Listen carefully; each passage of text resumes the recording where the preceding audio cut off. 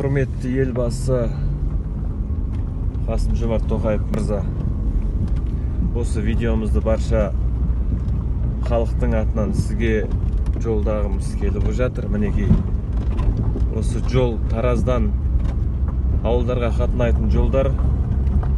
Соңғы рет Кеңес үкіметінің кезінде осы жолдар салынса, егемендік алып азаттық ел болғалы бері осы жолдарды мінекей жамап келе жатқан жайымыз бар. 40 жамау болған міне. Кеше ғана грейдермен жолды тегістеп кетсе, бүгінде мінекей осы жолды қазамыз деп сол жолдарға қайттан өздерінің қоқыстарын тастаған.